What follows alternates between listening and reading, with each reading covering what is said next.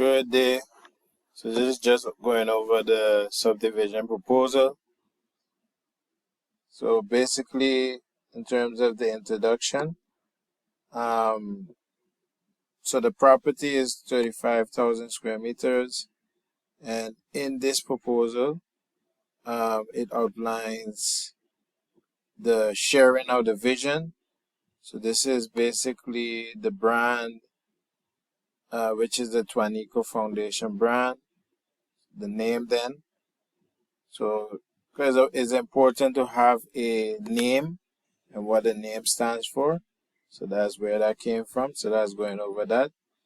Then these are the proposed steps to success.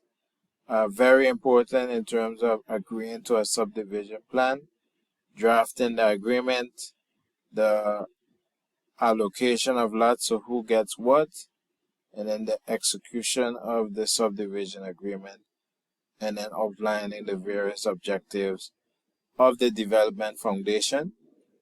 In this proposal, this proposed subdivision proposal, this is mainly it's about phase 1, which is this section, the yellow section, where the land is in this section is divided in 8.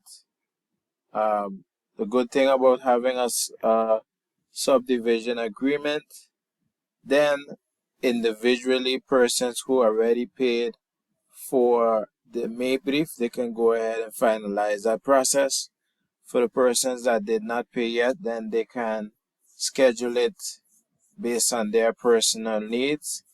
And the whole process in itself is not, no one is delaying each other, because we have an agreement. With the agreement, persons can go ahead and start doing what they need to do. We have again the various steps. This is the proposed scenario.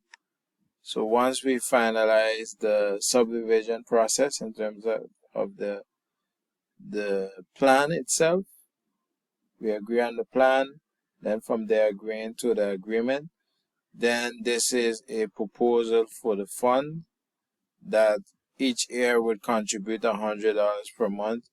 These funds will be used to make incremental improvements.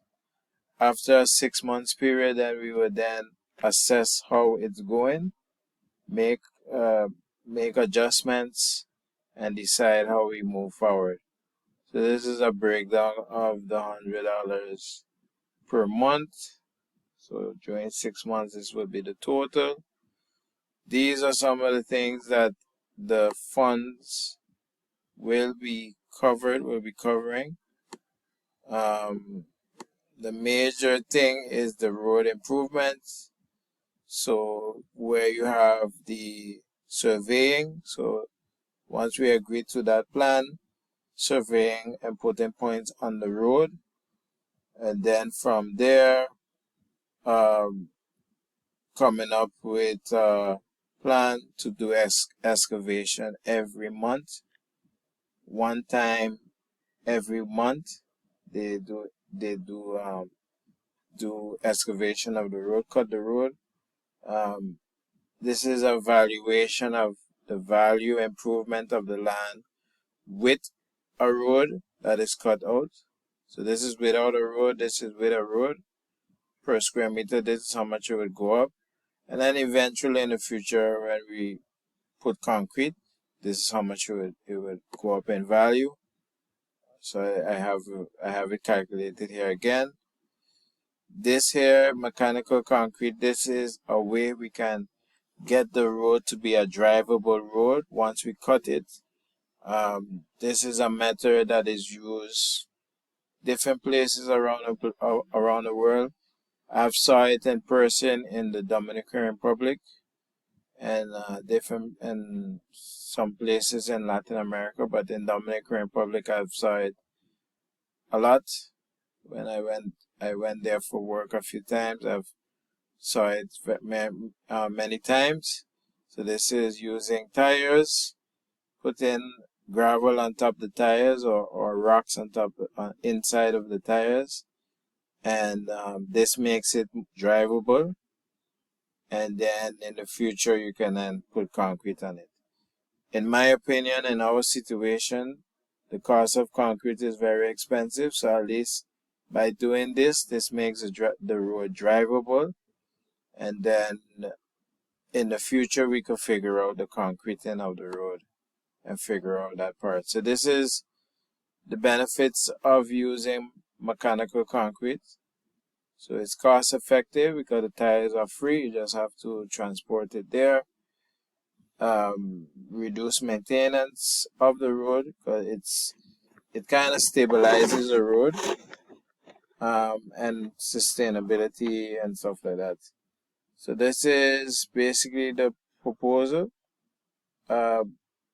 Important to make a step. It doesn't have to be a big step, but this proposal is championing to actually do a step, to make an incremental step. Even though it's a small step, eventually the goal of realizing something on the land can be done. So this is what this proposal is about. Any questions you have, let me know, and then we can go over it.